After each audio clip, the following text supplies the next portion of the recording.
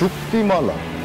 전설이 된 후에 죽도록. 새로 방구도 쓰는 친구가 말이야. 그 딴딴하더라. 방동구 아니 원리원.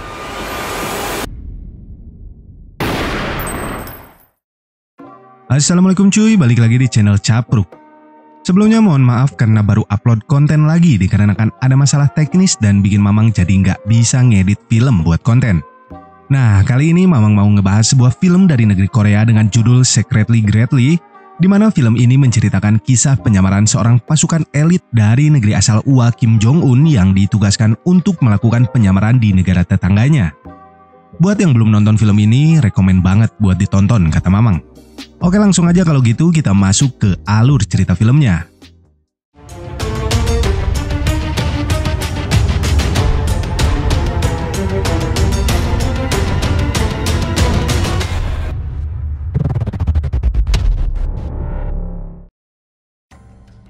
Awal film kita diperlihatkan seorang prajurit Korea Utara dengan pangkat mayor bernama Ryu sedang diberikan sebuah misi rahasia oleh atasannya, Kolonel Kim. Ryu merupakan anggota dari satuan elit khusus yang keberadaannya tidak diketahui oleh petinggi negara sekalipun. Kim di sini juga memperingatkan kepada Ryu jika nanti mereka bertemu kembali, maka hanya ada dua kemungkinan, bertemu sebagai saudara atau sebagai musuh. Misi Ryu adalah menyusup menjadi warga dari negara Korea Selatan dengan menyamar sebagai orang dungu bernama Donggu. Para bocah di wilayah tempat tinggalnya seringkali mengganggunya dikarenakan dianggap seorang yang bodoh. Meski begitu, Ryu tetap menjalankan perannya demi sebuah misi yang harus ia selesaikan. Ryu di sana tinggal dengan seorang ibu angkat yang memiliki sebuah warung kelontong. Wanita itu juga memiliki seorang anak bernama Do-seok yang cukup songong dan selalu memerintah Ryu. Di tempat itu juga Ryu bekerja menjaga warung milik ibu angkatnya dan diberikan gaji yang ia simpan di dalam sebuah kaleng kongguan. Di tempat itu, Ryu menaksir seorang wanita muda bernama Yeon yang memiliki seorang adik laki-laki bernama John yang selalu mengganggunya. Dari toko itulah, Ryu menjalankan misinya mengamati semua orang yang melintas ataupun yang datang ke warung tersebut. 동구? 간난의 영양고가 수다릴 뻔이. 담배 주세요. Salah seorang agen Korea Utara lainnya yang bernama Sanggu sering mengunjunginya. Ryu sering bercerita kepada Sanggu tentang markas mereka yang tak lagi memberinya kabar sampai hari ini terkait misi utamanya. Sanggu yang sudah betah menyamar sebagai warga Korea Selatan selama 16 tahun itu, kemudian menceritakan bahwa dirinya adalah penggemar dari salah satu girl band ternama di Korea Selatan. Sanggu lalu membahas tentang misi penyamaran dari Ryu yang akan dilakukan malam ini. Singkat waktu di malam harinya, Ryu bersiap menjalankan misinya. Namun kedua bocah yang sering mengganggunya muncul bersama ibu mereka.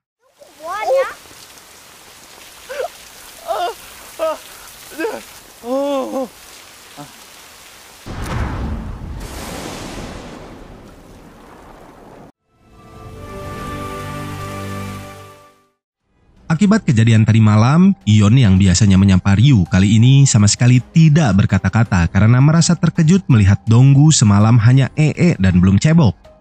Setelahnya, Ryu kembali bertemu dengan Sanggu yang memberitahukannya untuk segera menyelesaikan misi utama dan kembali ke negara mereka. Dari amplop yang diberikan Sanggu sebelumnya, terlihat sebuah foto dari ibunda Ryu yang sudah tak ditemuinya selama 11 tahun lamanya. Sedangkan di keesokan harinya, Ryu bersama Do-seok mengirimkan barang pesanan dari wanita penghibur yang sering berkunjung ke warung mereka. Wanita ini bernama Ran. 논팽이가 하나 들어왔다더니 사실인가 보군. 65세, 통칭 고영감. 새로 방구도 쓰는 친구가 말이야. 김안무개라고.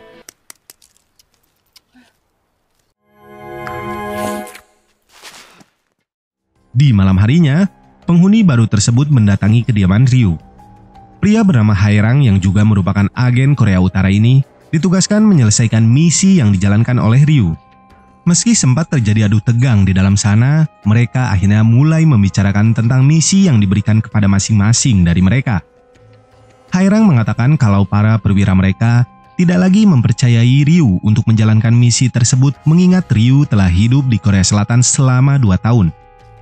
Merasa Ryu akan membelot, mereka pun menugaskan Haerang untuk menjalankan misi tersebut. Tak ingin misinya diambil alih oleh orang lain, Ryu pun mulai membuntuti Haerang yang terlihat sedang menuju sebuah tempat. Menyamar sebagai abang ojol dan mengendarai sepeda motor milik Sang-gu, Ryu pun mengikuti Hae-rang sampai ke sebuah hotel mewah.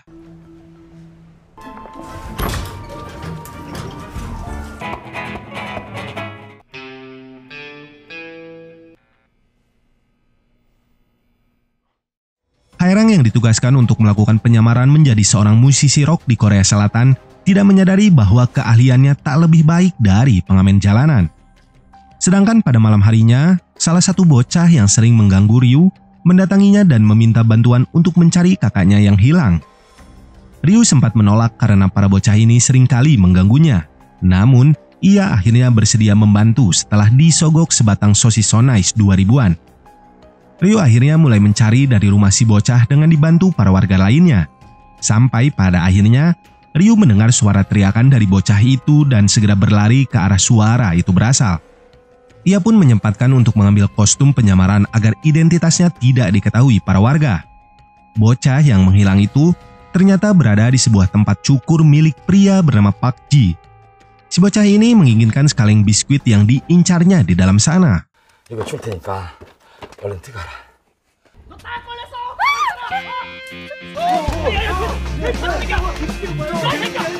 아저씨가 그 변태 새끼한테 구한 거예요? 변태가 있는 것 같아요. Di sisi lain, para agen khusus dari Korea Selatan melakukan interogasi kepada salah satu desertir dari Korea Utara. Mereka mengatakan kalau para desertir dari Korea Utara tewas satu persatu dibunuh oleh orang tak dikenal. Si pria desertir ini akhirnya mengatakan bahwa pelakunya adalah satuan elit 5446 yang dibentuk 16 tahun lalu dan berisikan agen-agen terlatih yang keberadaannya tidak diketahui. Saat pria desertir tersebut sedang menghadap ke sebuah jendela, si pria ini tiba-tiba ditembak oleh seorang sniper yang telah mengincarnya. Di tempat lain, Ryu kedatangan agen Sang-gu yang mengatakan bahwa dirinya mendapatkan perintah untuk kembali ke negara mereka. Sang-gu juga ingin meminjam sebuah pistol milik Ryu untuk membunuh para petinggi di Korea Selatan agar keluarganya yang tertangkap saat berusaha kabur dari negara mereka bisa dibebaskan. Namun bukannya meminjamkan pistolnya, Ryu malah menyuruh Sang-gu untuk bunuh diri karena telah melakukan pengkhianatan. Meski ternyata pistol tersebut tak berisikan peluru, Ryu kembali memerintahkan Sang-gu untuk tetap mentaati perintah dari negara mereka. Di malam harinya, saat Do-seok pergi berangkat kerja, Ryu melakukan makan malam berdua bersama ibu angkatnya. Hal itu membuat Ryu kembali mengingat sosok ibunya yang kini berada di kampung halamannya dan mulai menuliskan sepucuk surat untuk sang ibu meski surat-surat tersebut tak pernah dikirimkannya. Tiba-tiba, dari arah belakang, muncul seorang pria yang menodongkan pistol ke kepalanya. Pria bertopi yang bernama Hae-jin ini adalah salah satu agen lainnya yang ditugaskan untuk membunuh para desertir dari negara mereka. Diselamatkan oleh suara dari ibu angkatnya, Ryu pun berusaha mengejar Hae-jin yang berusaha kabur. Karena kecepatan larinya yang luar biasa, Hae-jin akhirnya berhasil lolos dari kejaran Ryu. Ryu kemudian bertemu dengan Ran yang baru pulang dari tempat kerjanya. Sambil mabuk ciu, wanita ini pun mengajak Ryu untuk bermain di sebuah taman bermain. Ran pun mulai menceritakan kisah hidupnya kepada Ryu di mana dirinya yang sedang merindukan anaknya yang diadopsi orang lain sejak 7 tahun yang lalu. Ryu kemudian mengantarkan Ran yang tertidur akibat mabuk ke tempat tinggalnya. Di sana ia berbincang dengan Hae-rang yang membahas bahwa satuan elit mereka diartikan sebagai kumpulan salmon yang berenang melawan arus. Salmon adalah ikan yang berenang melawan arus dan akan kembali ke sarangnya untuk bertelur kemudian mereka akan mati. Sedangkan Hae-jin terlihat menemui Sang-gu di kediamannya.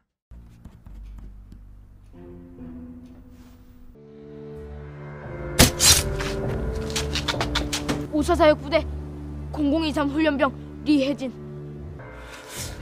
많이 컸구만 기래. Keesokan paginya, saat Ryu sedang bersiap menjaga toko, ia kembali bertemu dengan Hae-jin. Hae-jin di sini juga melakukan penyamaran sebagai siswa di tempat John belajar. Ryu juga menyadari bahwa telah terjadi sesuatu kepada agen Sang-gu yang biasa mengantar surat di wilayah itu. Ia kemudian menemui Hae-jin di malam harinya dan menanyakan apa yang telah terjadi kepada Sang-gu. Hae-jin di sini mengatakan bahwa ia mendapatkan tugas dari markas pusat untuk menggantikan posisi dari Sang-gu. Di tengah perbincangan tersebut, Nona Yeon muncul bersama seorang pria yang merupakan atasannya. Melihat atasannya berusaha mengganggu Nona Yeon, Ryu pun memerintahkan Hae-jin untuk memberinya sedikit pelajaran. Namun sang adik John tiba-tiba muncul dan berhasil membuat si atasan itu berhenti mengganggu kakaknya. 유란이 자르면 이 사진들 전국에서 보게 될 겁니다. 아시겠죠? 알고는 있었지만 정말 무서운 사람이군요. Di pihak Korea Selatan sendiri, seorang agen khusus bernama Seo sedang melakukan rapat bersama atasannya untuk membahas satuan elit Korea Utara yang menyusupi negara mereka. Meski dirinya ingin menghentikan hal itu, para atasannya memerintahkan untuk tidak ikut campur dalam urusan yang bukan menjadi wilayah mereka. Sedangkan Hae-jin dan Hae-rang kembali menemui Ryu dan membantu pekerjaannya di sana. Mereka bertiga kemudian dikagetkan dengan suara si ibu angkat yang sedang bertengkar dengan beberapa orang pria. Tak ingin si ibu angkat terluka, Ryu pun berusaha menolongnya. Namun, si ibu menghentikannya saat melihat Ryu berusaha menghajar si pria itu. Du Seok yang merasa marah akan kejadian tersebut berusaha membuat perhitungan dengan para pria pembuat onar tersebut. Namun sayangnya, ia harus babak belur dihajar mereka.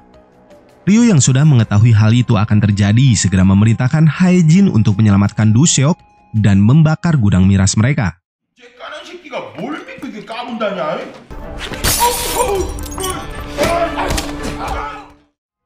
Ryu pun mendatangi kakak angkatnya itu untuk menghiburnya meski Du Seok mengatakan bahwa dirinya berhasil menghajar para preman itu seorang diri. Meski terlihat bodoh dan arogan, Du Seok memiliki hati yang baik dan ia sangat ingin melindungi keluarganya. Penasaran akan masa lalu dari anak angkatnya, ibu angkat Ryu meminta kepada Paman Go, pemilik penginapan, untuk mencari informasi masa lalu dari anaknya tersebut. Paman Go kemudian mengatakan hal itu kepada Ryu meski ia tidak bisa menemukan informasi apapun. Mereka pun kemudian melakukan botram warga di penginapan Paman Go dengan dihadiri semua warga yang ada di sana.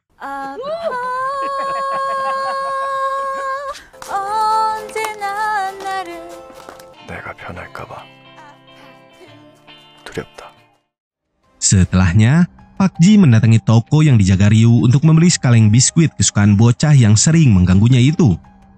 Pak Ji ternyata berniat melamar ibu dari kedua bocah itu dengan menyogok anaknya yang menyukai biskuit Roma kelapa. Namun karena tak memiliki biskuit di dalam tokonya, Ryu pun menawarkan sosis so nice sebagai hadiah untuk para bocah itu. Di tempat lain di utara, Kolonel Kim sedang berbincang dengan seorang jenderal pemimpin satuan elit 5446. Merasa dunia kini telah berubah, sang jenderal memerintahkan untuk membubarkan dan menarik semua anggota dari satuan elit itu untuk dieksekusi di negara mereka. Kim kemudian meminta kepada sang jenderal untuk memberikan para anggota satuan elit ini kematian yang terhormat dengan menyuruh mereka melakukan bunuh diri.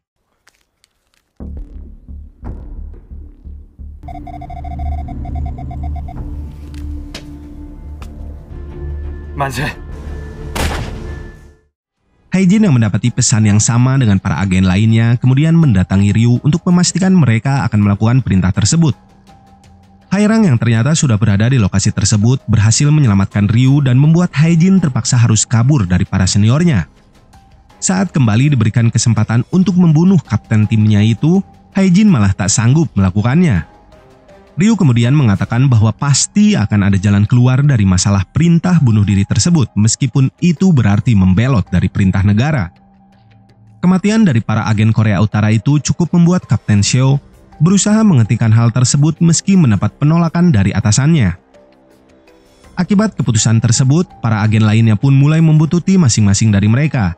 Hae-jin berhasil melumpuhkan kedua orang agen yang berusaha membunuhnya dan mengetahui bahwa Ryu dan juga Hae-rang juga dibuntuti oleh para agen lainnya. Sedangkan Ryu didatangi oleh Kapten Seo yang memintanya untuk meninggalkan negara mereka. Namun Ryu menolak mengingat ibunya masih berada di negara itu. Mendengar penolakan tersebut, Seo berusaha mengancam Ryu sampai Hae-jin datang menolongnya. Hae-jin kemudian segera mengejar Seo yang berusaha kabur, namun sayangnya ia harus tertangkap oleh anak buah dari Kapten Seo. Mereka kemudian mengeluarkan sejenis pelacak yang ditanam di tubuh Hae-jin di mana pelacak itu memberitahukan posisi dan keadaan para anggota dari satuan elit 5446 kepada markas mereka. Sedangkan Ryu yang juga berusaha mengejar Seo kembali bertemu dengan Sang Gu yang dikira telah tewas. Di Korea Utara sendiri, Kolonel Kim ditugaskan untuk membereskan para agennya yang membelot di wilayah selatan. Dari ucapan sang jenderal juga, Diketahui bahwa Sanggu adalah seorang profesor dari ilmu politik yang ditugaskan untuk menyamar. Ryu yang mengetahui bahwa ia dan para agen lain dari satuan elitnya telah dibuang oleh negaranya, memutuskan untuk melawan balik mereka. Ia pun mulai mengubah penampilannya dan mulai menunjukkan dirinya yang asli di depan para warga yang ada di sana. 앞으로 무슨 일 있으면 유준이하고 상의해. 같이 시소 한번 타보고 싶었는데. Ryu kemudian mengatakan kepada ibu angkatnya bahwa ia akan pergi mencari keluarga aslinya. Mendengar hal itu, si ibu memberikan sepasang setelan jas yang digunakan oleh Ryu dulu saat ia ditemukan terkapar di pinggir jalan dalam keadaan terluka. Si ibu juga memberikan anak angkatnya itu deposito tabungan untuk bekalnya di kehidupan nanti. Sebelum meninggalkan desa tersebut, Ryu pun memberikan seluruh uang tabungan miliknya yang disimpan di dalam kaleng kongguan kepada Ran dan menyuruhnya untuk menggunakan uang tersebut mencari anaknya yang telah diadopsi dan tinggal di Amerika. Setelahnya ia mendatangi Haerang dan mengajaknya untuk pergi bersamanya. Menyadari ada agen Korea Selatan yang mengikutinya, Ryu pun segera melumpuhkannya. Dari interkom yang ada pada agen tersebut, Ryu diberitahukan tentang chip yang ada pada tubuhnya dan juga informasi tentang kedatangan pelatihnya Kolonel Kim. Hae-jin yang sedang disandra di dalam sana kemudian meminta kepada Kapten Seo untuk membawanya ikut ke dalam misi mereka agar bisa membantu mengalahkan Kolonel Kim dan anak buahnya meskipun dirinya akan tewas di sana. Ryu dan Haerang sengaja menggiring Kolonel Kim ke sebuah tempat sepi agar tidak melukai para warga yang ada di sana. Ryu kemudian menanyakan tentang keberadaan dari ibunya kepada atasannya itu. Namun bukannya menjawab, Kolonel Kim malah menyuruh anak buahnya untuk segera mengeksekusi Ryu dikarenakan terlalu banyak bertanya.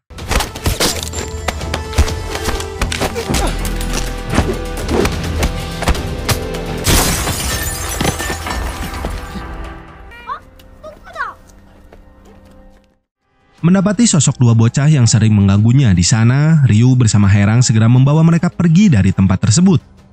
Sedangkan Kim dan anak buahnya dengan segera langsung mengejar mereka. Di perjalanannya, Kim sempat dihalangi oleh Kapten Seo dan anak buahnya.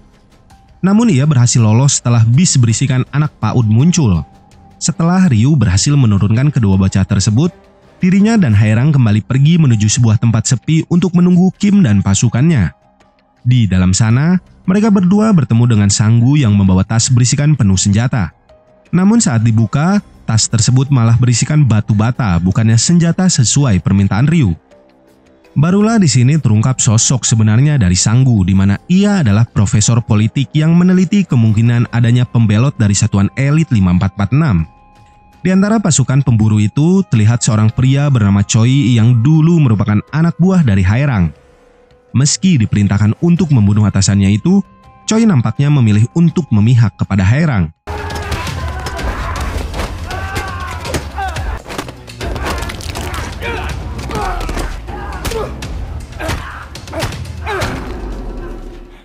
Disinilah Ryu baru mengetahui dari Sanggu bahwa semua keluarga dari anggota satuan elit mereka telah dipenjara semenjak hari pertama mereka bergabung di satuan tersebut. Setelah mendapatkan perintah untuk melakukan bunuh diri, para anggota keluarga mereka pun langsung dieksekusi mati di hari itu juga. Sementara Haerang bertarung melawan Choi, Ryu nampak sangat terpukul akan berita kematian ibunya. Hal itu pun dimanfaatkan oleh Sanggu untuk berusaha membunuhnya. Beruntungnya, Ryu kembali tersadar dan menyerang balik Sanggu sampai muncul seorang sniper menembak kakinya dan juga Haerang. Menyadari hal tersebut, Haerang mengajak Ryu untuk kabur dari sana. Di saat bersamaan, Seo dan pasukannya juga telah tiba di tempat tersebut. Mendapatkan serangan dari sniper musuh, Hae-jin yang ditawan di dalam mobil segera mencari sniper itu dan berhasil membunuhnya. 빨리 가서 조장을 살려. Kim yang baru saja tiba di sana segera mendatangi pasukannya. Sanggu pun meminta untuk dibawa kembali ke negara mereka, namun karena terlalu banyak bicara, Kolonel Kim pun mentoyor kepalanya tepat ke sebuah tiang beton. Setelah mengeksekusi anak buahnya yang terluka, Kim mengancam Kapten Seo untuk tidak ikut campur dengan urusan negara mereka. Sedangkan Choi yang berusaha melindungi Haerang dan juga Ryu terluka cukup parah dan harus tewas di atas bangunan tersebut.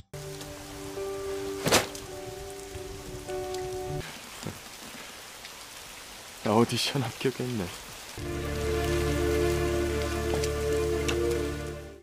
Hairang yang ternyata merupakan anak dari sang jenderal diberikan kesempatan untuk menelpon ayahnya dan memohon pengampunan. Namun ia menolaknya. Hairang memilih untuk melawan Kim dan pasukannya meski kakinya terluka akibat tembakan sebelumnya.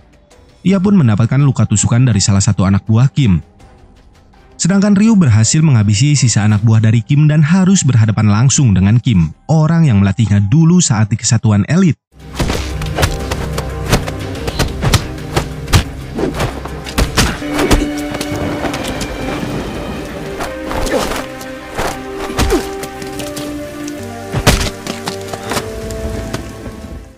Meski telah berusaha maksimal sekuat tenaga dan birahi, Ryu masih belum mampu mengalahkan Kim yang ilmunya lebih tinggi.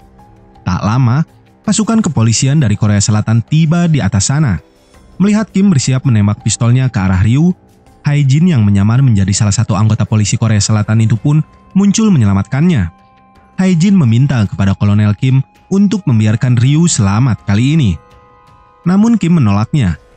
Ia malah mengeluarkan granat dan berencana bunuh diri bersama semua orang yang ada di atas sana demi kehormatan negara mereka. Hairang yang kesal mendengar hal itu lantas segera berlari ke arah Kim dan mendorongnya terjatuh dari atas sana.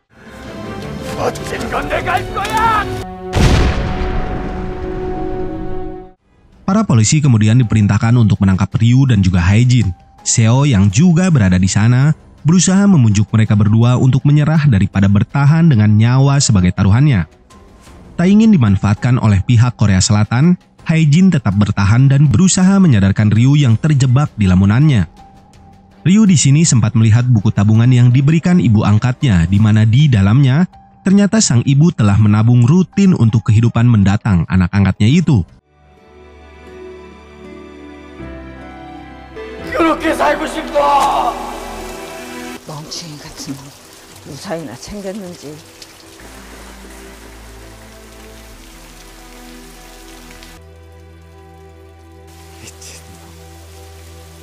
누구 왜 안 와?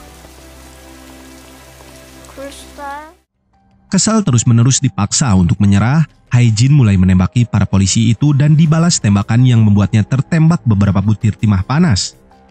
Tak ingin hidup sendirian, Ryu segera berlari melindungi anak buahnya itu dan mendapatkan tembakan di punggungnya.